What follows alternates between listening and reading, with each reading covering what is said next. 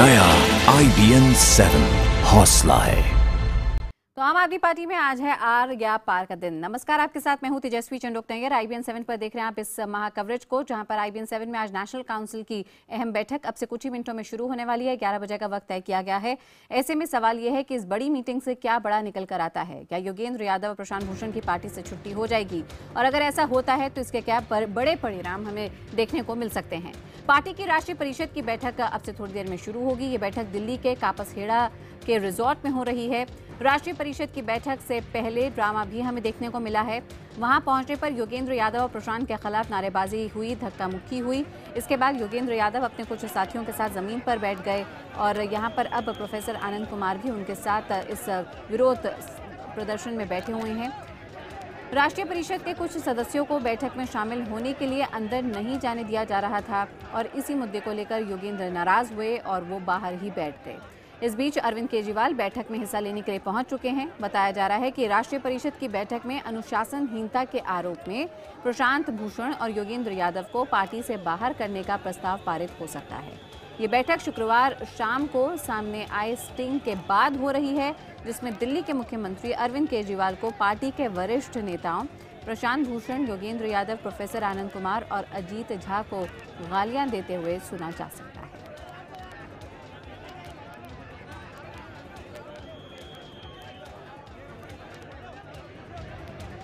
और फिलहाल हमें अब खबर मिल रही है इन तस्वीरों के थोड़ी देर बाद, जहां पे इन तस्वीरों में फिलहाल आप देखते हैं धरने पे बैठे योगेंद्र यादव, क्योंकि कुछ आमंत्रित मेंबर्स को अंदर जाने नहीं दिया जा रहा था। तो अब हमें खबर ये मिली है, लेटेस्ट अपडेट ये है कि योगेंद्र यादव फिलहाल इस धरने से अब उठ चुके हैं और मीटिंग के लिए प्रस्थान कर चुके हैं।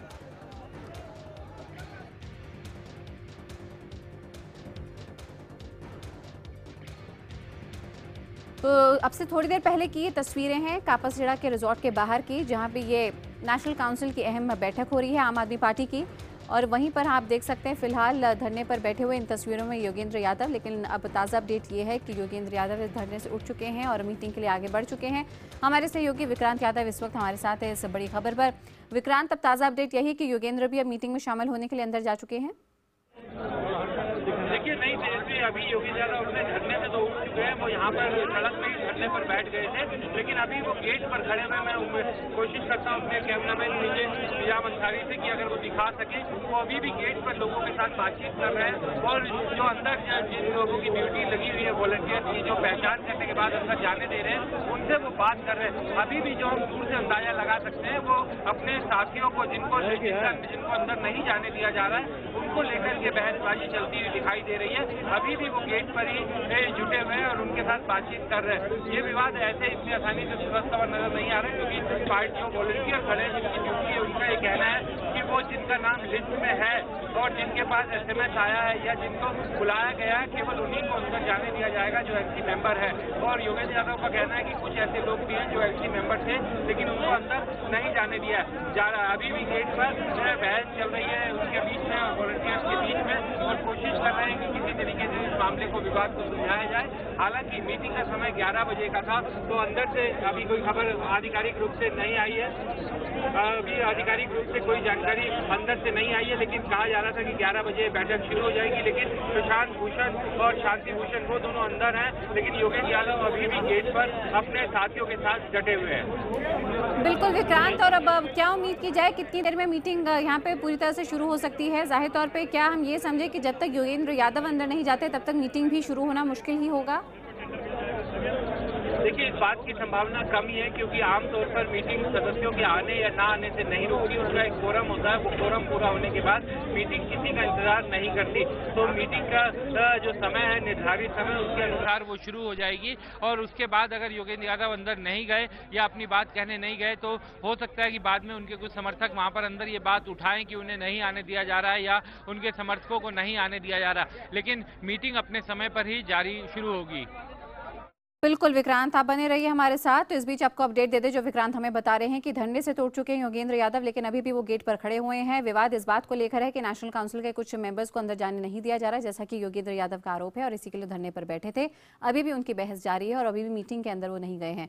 रुक करते हैं हमारे सहयोगी ब्रिजेश तिवारी का, जिनके साथ कई पार्टी के कार्यकर्ता और वॉलंटियर्स भी लगातार मौजूद हैं।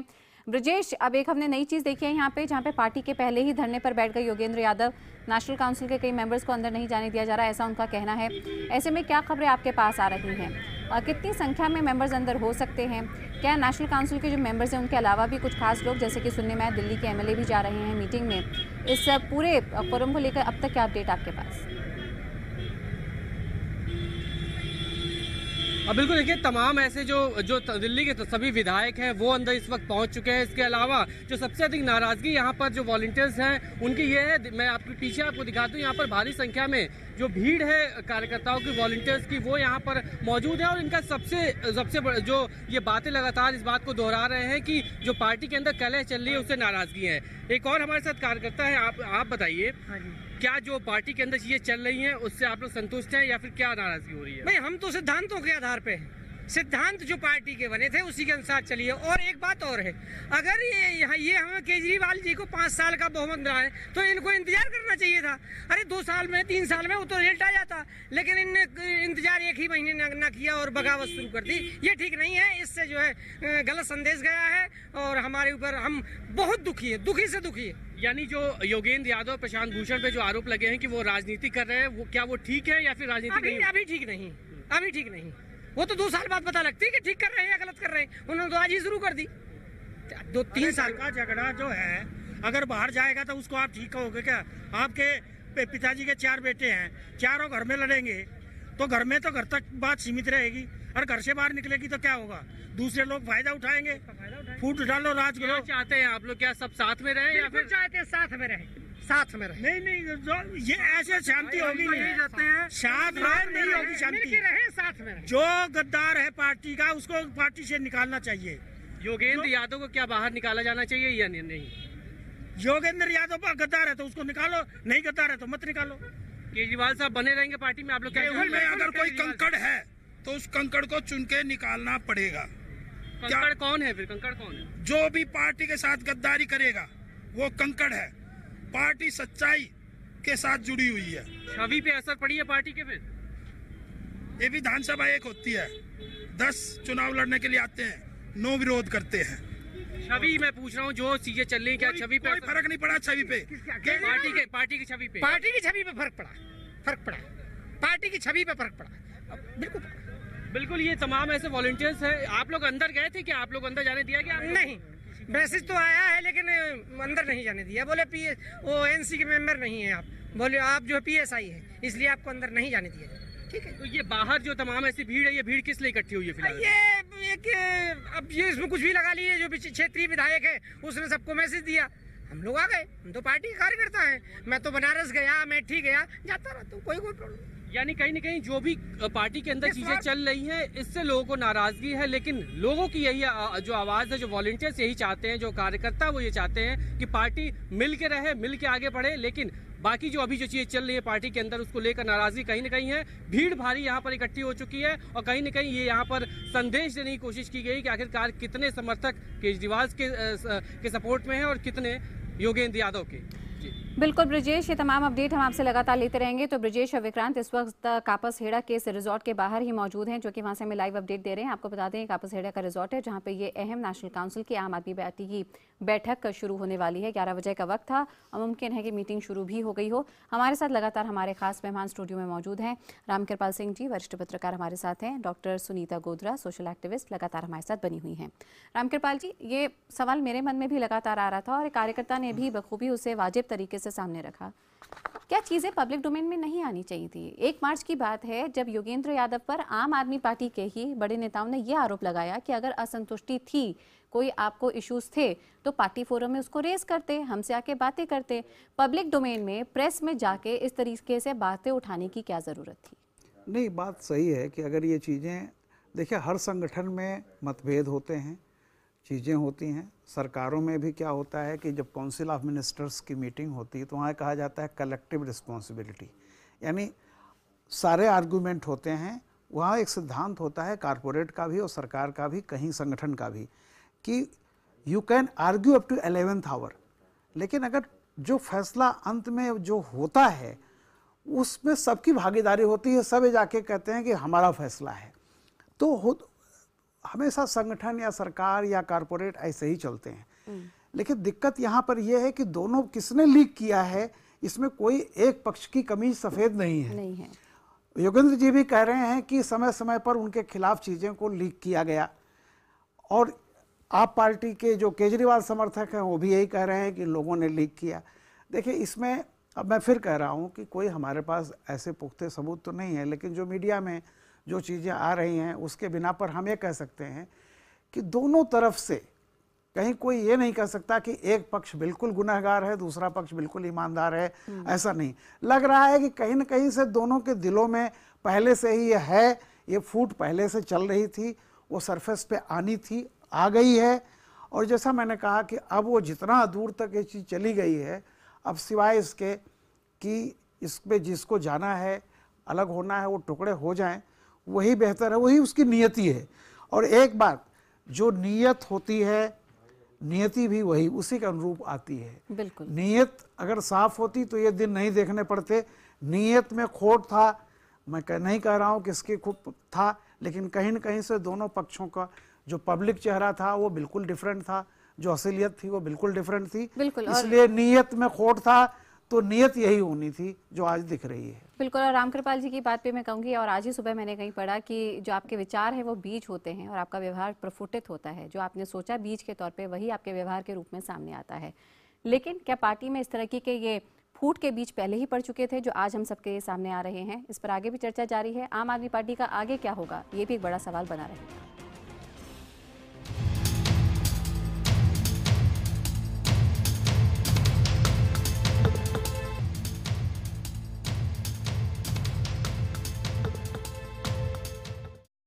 तो हम आपको दिखा रहे हैं यहाँ पे तमाम अपडेट, बड़ी खबरें कापड़खेड़ा के एक रिजॉर्ट से, जहाँ पे आम आदमी पार्टी की नेशनल काउंसिल की मीटिंग चल रही है।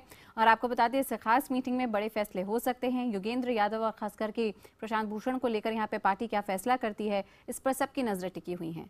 वहीं आपको ये भी बता दें कि बैठक स्थल पर धरने से उठने के बाद आप नेता योगेंद्र यादव ने कहा है कि बैठक में वो आपत्ति दर्ज करवाएंगे कि लोगों को अंदर आने से रोका क्यों जा रहा है। जिन्हें अंदर नहीं जाने दिया जा रहा, उनके साथ मैं सहयोग में खड़ा रहा हूं। कुछ साथियों को मेरे आग्रह पे अंदर जाने दिया गया है, कुछ अभी बच गए हैं, लेकिन मैं नहीं चाहता कि केवल इस वजह से मैं मीटिंग में न जाऊं। मैं इन साथियों के साथ एक और कोशिश करूंगा कि इनमें से जितनों को अलाउ किया जा सके वो अंदर जाएं, नहीं तो मैं अंदर जाके इसके ऊपर आपत्ति दर्ज करूंगा। इसलिए अब मैं बाहर नहीं बैठ रहा, अंदर जाके मैं आपत्ति दर्ज करूंगा। प्रशांत जी वगैरह सब अंदर जा चुके हैं, मैं भी अंदर जा रहा हूं, इस उम्मीद में कि या तो इन्हें यहाँ पे अलाउ कर दिया जाएगा, नहीं तो मैं अंदर जाके आपत्ति करूंगा तो इनको आने दिया जाएगा। तो पूरा विवाद इस बात को लेकर है योगेंद्र यादव का कि जब वो अंदर जा रहे थे तो नेशनल काउंसिल के कई ऐसे मेंबर्स हैं जिन्हें आमंत्रित किया गया, लेकिन जिन्हें अंदर मीटिंग में जाने नहीं दिया जा रहा, मीटिंग में जाने से उनको रोका गया। इसी को लेकर धरने पर बैठे थे, लेकिन अब वो धरने से उठ चुके हैं और कह रहे हैं मीटिंग में जाकर इसको दर्ज करवाएंगे, इस पूरे मामले की आवाज़ उठाएंगे। हमारे वरिष्ठ सहयोगी विक्रांत यादव लगातार इस पूरे घटनाक्रम पर अपनी नज़र बनाए हुए हैं। विक्रांत, अब तक क्या अपडेट आपको मिल पाया है? अब आगे क्या होने वाला है? क्या मीटिंग अंदर शुरू हो चुकी है? तेजस्वी, बैठक शुरू हो चुकी है अंदर, और जो हमें एक जानकारी मिली है कि अहम जानकारी भी है कि सभी जितने भी सदस्य हैं नेशनल काउंसिल के, उनको मोबाइल बाहर ही रखने को कहा गया है। उनके अंदर जिस रूम में मीटिंग चल रही है, जिस हॉल में मीटिंग चल रही है, वहां पर वो मोबाइल नहीं ले जा सकते। उनके सभी के मोबाइल बाहर रखवाए गए हैं, यहाँ तक कि दिल्ली के मुख्यमंत्री अरविंद केजरीवाल के भी और बाकी सब सदस्यों के भी मोबाइल बाहर रखवाए गए हैं। कल प्रशांत भूषण ने जब अपनी प्रेस कॉन्फ्रेंस की थी तो उन्होंने ये मांग की थी कि मोबाइल लेके जाने दिया जाना चाहिए और जिस सदस्य की जो रिकॉर्ड करना चाहे वो रिकॉर्ड करने की छूट होनी चाहिए। लेकिन अभी जो हमें जानकारी मिल रही है सबसे लेटेस्ट की बैठक शुरू हो गई है और किसी भी सदस्य को अंदर मोबाइल नहीं ले जाने दिया गया है। बिल्कुल विक्रांत, आप नजर बनाए रखिए, हमारे साथ भी बने रहिए, पल पल का अपडेट आपसे लेते रहेंगे। तो जो कि विक्रांत ने हमें अपडेट दिया है कि मीटिंग नेशनल काउंसिल के आम आदमी पार्टी की शुरू हो चुकी है, अंदर मोबाइल नहीं ले जाने की इजाज़त है। जिस तरह की अभी खबरें आ रही हैं, कापड़खेड़ा के कलिस्तर रिजॉर्ट में ये मीटिंग हो रही है। हमारे साथ लगातार हमारे खास मेहमान रामकृपाल जी और सुनीता जी बने हुए हैं। रामकृपाल जी, इस पूरे मामले को लेकर जब से ये तमाम चीज़ें चल रही हैं, बीच में नेचुरोपैथी के लिए 10 दिन बेंगलुरु भी होकर आ गए अरविंद केजरीवाल, लेकिन जब से पार्टी के अंदर से ये विवाद उठा था, अरविंद केजरीवाल पब्लिकली कुछ भी नहीं बोले, लगातार चुप्पी साधे रहे। अब ये बात अलग है कि कल उनका जो तथाकथित स्टिंग आया है उसमें कुछ ज़रूर निकल कर आता है कि उनके मन की बात क्या है, इस पूरे मामले को लेकर, लेकिन उन्होंने पब्लिक डोमेन में कुछ नहीं कहा। ट्वीट ज़रूर किया कि मैं इससे काफ़ी ज़्यादा आहत हूँ, दुखी हूँ और मैं इस झगड़े में पड़ना नहीं चाहता। क्या आपको लगता है दूसरी पार्टियों में भी जब भी कोई नेता उठता है तो विरोध होता है, सत्ता को लेकर लड़ाई होती है, लेकिन तब वहाँ पे आप कितने परिपक्वता के साथ आगे राजनीति को बढ़ाते हैं, ये बड़ा सवाल होता है। क्या अरविंद केजरीवाल इसमें फेल हुए हैं? क्योंकि ये तस्वीरें जो आज हमारे सामने हैं वो उनके लिए अच्छी नहीं है।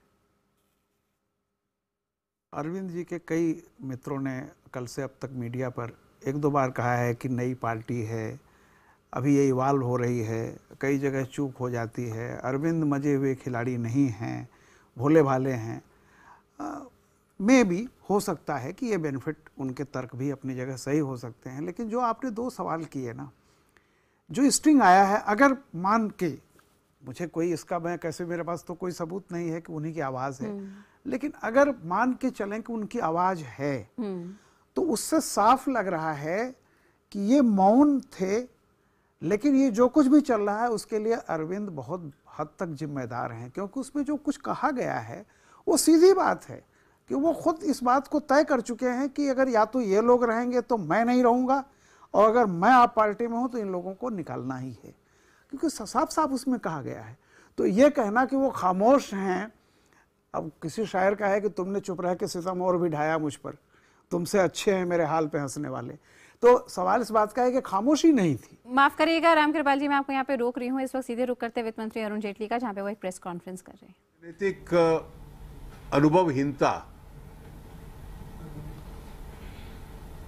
उसके आधार पर इस ऐतिहासिक अवसर को ना खोएं।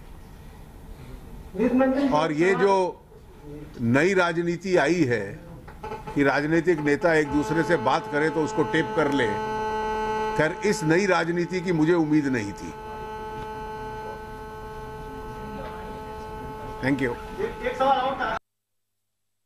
आप सुन रहे थे वित्त मंत्री अरुण जेटली को, जहां पे इनकी ये खास टिप्पणी, जो ये नई राजनीति आई है कि आपसे कोई बात कर रहा हो और उसको आप टेप कर लें, इसकी उन्हें उम्मीद नहीं थी। दूसरा, वो यहाँ पे इनएक्सपीरियंस और अनुभवहीनता की ओर इशारा करते हैं, और यहाँ पे ये शायद कहने की इनकी कोशिश है कि जिस तरीके से अनुभवहीनता यहाँ पे आम आदमी पार्टी ने दिखाई है, जो कि अभी नई नई पार्टी बनी है, नए नए तरीके से अभी सत्ता में आई है। रुकते हैं कुछ पलों के लिए, लेकिन आगे भी चर्चा जारी है।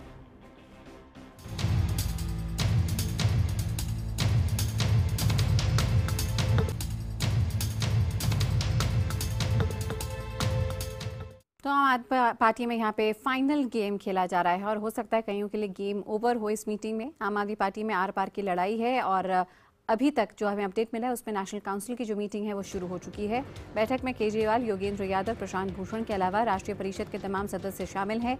ये बैठक दिल्ली के कापासेड़ा के रिजॉर्ट में हो रही है। खबर ये है कि बैठक में जाने से पहले सभी सदस्यों के मोबाइल फ़ोन बाहर रखवा लिए गए हैं, और बैठक शुरू होने से पहले बाहर अच्छी खासी गहमा गहमी देखने को मिली है। बैठक में शरीक होने के लिए पहुंचने पर योगेंद्र यादव और प्रशांत के खिलाफ नारेबाजी हुई है। उनके खिलाफ पोस्टर बैनर दिखे हैं, धक्का मुक्की भी हुई है। राष्ट्रीय परिषद के कुछ सदस्यों को बैठक में शामिल होने के लिए अंदर जाने की इजाज़त नहीं दी गई, जिसको लेकर योगेंद्र यादव ने अपनी नाराज़गी जताई और धरने पर बैठे। हालांकि थोड़ी देर बाद वो धरने से उठे हैं और अब बैठक में शरीक होने के लिए चले गए हैं, ये कहते हुए कि वो मीटिंग के अंदर इस मुद्दे को उठाएंगे। बताया जा रहा है कि राष्ट्रीय परिषद की बैठक में अनुशासनहीनता के आरोप में प्रशांत भूषण और योगेंद्र यादव को पार्टी से बाहर करने का प्रस्ताव पारित हो सकता है। ये बैठक शुक्रवार शाम को सामने आए स्टिंग के बाद हो रही है, जिसमें दिल्ली के मुख्यमंत्री अरविंद केजरीवाल को पार्टी के वरिष्ठ नेताओं प्रशांत भूषण, योगेंद्र यादव, प्रोफेसर आनंद कुमार और अजीत झा को गालियां देते हुए सुना गया। आज आप देश में फैले भ्रष्टाचार के खिलाफ लड़ रहे हैं, लोगों ने इतना बड़ा मैंडेट दिया है, और अगर उसके ऊपर कोई भी इस तरीके से वार करेगा या अपनी व्यक्तिगत इच्छाओं को हावी करेगा, तो मुझे लगता है हमारा भी दिल दुखेगा और हर तरह के करेगा कि व्यक्तिगत इच्छाएं किसकी सबसे ज्यादा है, कौन पार्टी पर कंट्रोल करना चाहता है। देखिए, अरविंद जी को एक मैंडेट मिला है, 5 साल केजरीवाल के नाम पर हम लोगों को वोट मिला है और 70 पॉइंट पे मिला है। हम उससे कोई समझौता नहीं करेंगे, लेकिन आज जिस तरह का माहौल बनाकर उन सब चीजों को दबाने का प्रयास कुछ लोग कर रहे हैं, उसमें कामयाब नहीं होने देंगे। क्या चाहिए, चलिए व्यू क्या आपका होना यही चाहिए कि सख्त से सख्त कार्रवाइयां उन लोगों के खिलाफ बिल्कुल होनी चाहिए, जिन्होंने इस तरह का माहौल बनाया है, जिन्होंने जो मैंडेट दिल्ली के लोगों ने दिया है उसके साथ बहुत ज्यादा मैं कहूं गलत काम किया। देखिए, जिस स्टिंग के बारे में आप बात कर रहे हैं, उस स्टिंग के 2-3 एस्पेक्ट्स हैं। पहला एस्पेक्ट ज़रूर ये है कि जो भाषा अरविंद इस्तेमाल कर रहे हैं वो शोभनीय नहीं है, अनपार्लियामेंट्री लैंग्वेज है, कुछ एस्पेक्ट ये हैं कि अरविंद काफ़ी दुखी लग रहे हैं, काफ़ी गुस्से में हैं, काफ़ी फ्रस्ट्रेटेड है। मगर एक खास बात जो उस प्राइवेट कन्वर्सेशन के अंदर आती है वो ये है, एक तो वो प्राइवेट कन्वर्सेशन हो रही है और आदमी खुल के दिल की बात कह रहा है। और अरविंद जो उसमें कह रहे हैं वो ये कह रहे हैं कि भाई हमने सब कुछ तो कर लिया, तुम बोल रहे थे कि आरटीआई के अंदर आ जाओ, हम तैयार हो गए, तुमने बोला वॉलंटियर्स को पावर दे दो, हम तैयार हो गए। मतलब वो अपनी तरफ से कह रहे हैं कि भाई हम हर चीज़ पे मान गए, तो दूसरा पक्ष बोलने लगा भाई हम तो सिर्फ बार्गेन कर रहे थे। हमारे ख्याल से धरने पर बैठना एक लोकतांत्रिक अधिकार है। हिंदुस्तान का संविधान किसी भी आदमी को धरने पर बैठने की इजाजत देता है।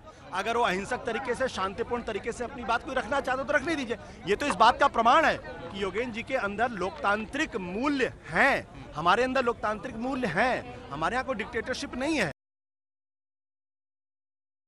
जिस प्रकार एक के बाद एक पार्टी के लोगों के प्रकरण सामने आ रहे हैं, हालांकि ये उनका अपना इंटरनल मसला है, लेकिन चूंकि दिल्ली में सरकार है और हम सब लोग राजनीति में हैं, जिस प्रकार के शब्दों का प्रयोग, जिस प्रकार के भाव का प्रयोग, जिस तरह की भाषा का प्रयोग किया गया है, मुझे लगता है कि राजनीतिक इतिहास में इस तरह की अमर्यादित भाषा परस्पर एक दूसरे के लिए, दूसरे दलों के लिए, कभी कभी आप कुछ कह देते हैं, गुस्सा में समझ में आता है, लेकिन एक दूसरे पर ही इतना बड़ा अविश्वास कि पार्टी के सुप्रीमो का स्टिंग ऑपरेशन, पार्टी के आपस के लोगों का स्टिंग ऑपरेशन, सब एक दूसरे का स्टिंग ऑपरेशन करते हैं। अजीब तरह की स्थिति इस पार्टी में है।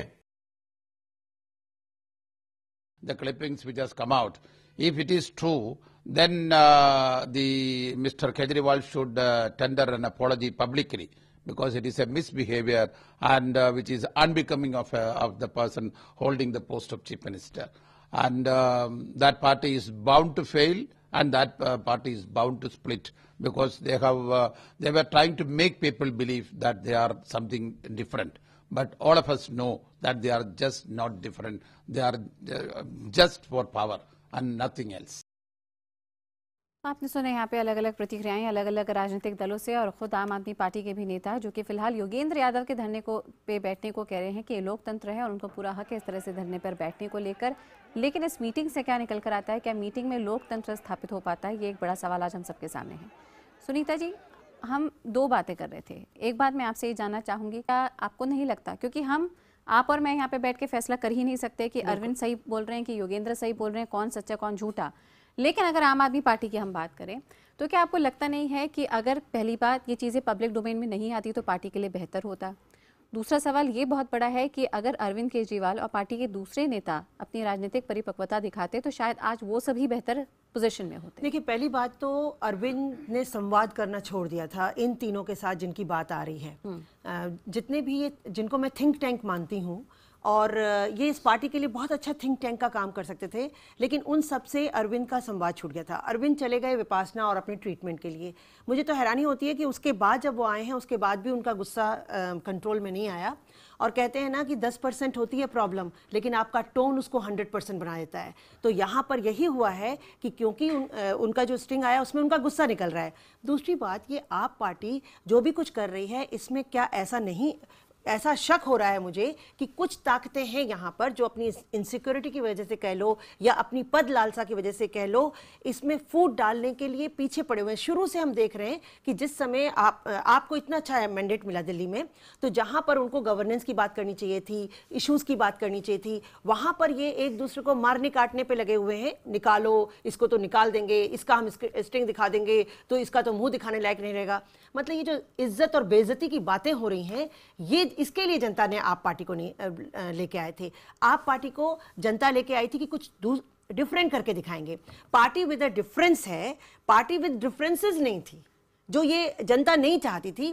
तो अभी भी यहाँ पर अगर गवर्नेंस दिखा दी जाए, अब ये बताइए, आप इस राष्ट्रीय परिषद में एमएलएस को बुला लिया, आप 2, 4, 5 जो आपकी कमेटी के मेंबर्स थे उनके अलावा अगर 67 एमएलए वहां हैं, तो इसका मतलब राष्ट्रीय परिषद में भी लॉबिंग हो रही है। तो ये सब जनता ने इसके लिए नहीं आप पार्टी को जिताया था। आप पार्टी को जिताया था कि वो उनके लिए भला करेगी, दिल्ली में कुछ बदलाव आएगा और एक गुड गवर्नेंस आएगी। लेकिन फिलहाल जिस अन्ना आंदोलन से ये पार्टी खड़ी हुई है, जिस करप्शन के खिलाफ खड़ी हुई, जिस लोकपाल के लिए खड़ी हुई, वो सब जो इन्होंने कहा है वो करके दिखाएंगे। लेकिन यहाँ पे सब कुछ उल्टा हो रहा है। जो लगता है कि किसी की साजिश भी हो रही है कि इस आप पार्टी में फूट डाल दो जिससे कि ये टूट के बिखर जाए। रामकृपाल जी, मैं आपसे समझना चाहूंगी कहाँ पे चूक हुई आम आदमी पार्टी से? हम कांग्रेस की अगर बात करें तो वहाँ पे भी हमने देखा है कि गांधी नाम के ऊपर कोई बड़े नेता उठ नहीं पाए। राजेश पायलट जैसे नेताओं का भी जमाना रहा है कि जब जब कोई नेता उठने की कोशिश करता रहा, विरोध आते रहे, गुट बनते रहे। हमने बीजेपी में देखा किस तरीके से प्रधानमंत्री नरेंद्र मोदी की ये लोकप्रियता थी, उनका ग्राउंड स्वेल था कि कैंपेन कमेटी के वो अध्यक्ष बनते हैं, फिर प्रधानमंत्री के वो यहाँ पे उम्मीदवार बनते हैं पार्टी की तरफ से, और आखिरकार जो मैंडेट है वो हम सबके सामने है। लेकिन विरोध तब भी बहुत हुआ था, बहुत फैक्शंस थे। बीजेपी तो है ही फैक्शन ड्रिवन पार्टी। समझ सकते हैं कि ये भी एक राजनीतिक पार्टी, आम आदमी पार्टी, लेकिन उन सब पार्टियों में मामले फिर भी सुलझे हैं क्योंकि शायद वो इतनी पुरानी पार्टी हैं।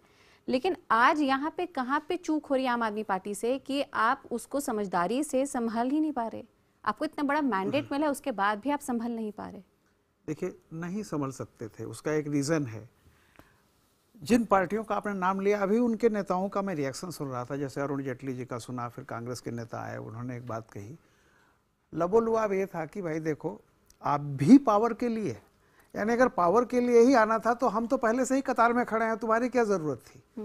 देखिए, वो बड़ा प्रैक्टिकल बोल रहे थे कि पावर के लिए, सत्ता के लिए क्या होता है कि थोड़े से जो राजनीति करने के लिए जो एक मिलावट, अच्छाई और बुराई की ज़रूरत होती है, जैसे सोना क्या है, 18 कैरेट से ही 24 कैरेट गोल्ड से जेवर नहीं बनता, उसमें कुछ मिलाना पड़ता है, तांगा जस्ता।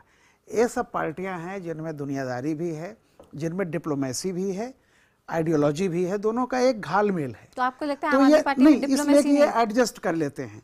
लेकिन जो पार्टी इतना वो बड़ा भारी घोषणा करके आए कि हम खाँटी ईमानदार हैं, ऑनेस्ट हैं, समाज सेवा से भरे पड़े हैं, हमारे में कोई दुनियादारी नहीं है, दिक्कत वहाँ होती है क्योंकि सपने वहाँ जल्दी टूटते हैं। और एक बात मैं कहता हूँ कि इस धरती पर ईमानदारी के अहंकार, समाज सेवा और ईमानदारी के अहंकार ने जितना इस दुनिया का नुकसान किया है, किसी और चीज़ का नहीं। जितने बड़े तानाशाह इस दुनिया में हुए हैं, जिन्होंने धरती को लहूलुहान किया है, वे सब करप्ट नहीं थे, वो पैसे वाले उस तरह के नहीं थे। वे कहीं न कहीं इस भ्रम में थे कि अपने समाज की हमसे बड़ा कोई सेवक नहीं है और हम ही हैं दुनिया में, हम ही वो सबसे बड़े ईमानदार आदमी हैं। अहंकार, इस अहंकार, और जहाँ क्या होता है, जहाँ बहुत सारे अहंकारी इस तरह के इकट्ठे हो जाएं, जहाँ सबको लगे कि बस हम ही एक विकल्प है, हमें कुछ नहीं है, ये होना ही था। मैं आपको खुद कह रहा हूँ कि ये अचानक नहीं हुआ है। यहाँ पे अहंकार शब्द का इस्तेमाल किया और मुझे ठीक दिल्ली की जीत के बाद जब अरविंद केजरीवाल पहली बार मुखातिब हुए थे अपने वॉलंटियर्स और पार्टी के मेंबरान से, तब उन्होंने यही शब्द कहे थे कि अहंकार मत करना। ये उनके पहले शब्द थे। लेकिन आज पार्टी में कहाँ पर ये ईमानदारी के अहंकार की बू आ रही है?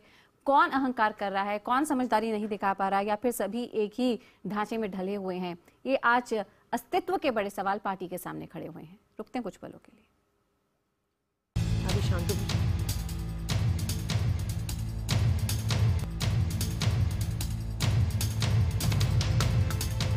तो इस वक्त की बड़ी खबर, जहां पे नेशनल काउंसिल की आम आदमी पार्टी की बैठक चल रही है, दिल्ली के कापसहेड़ा में मीटिंग शुरू हो चुकी है।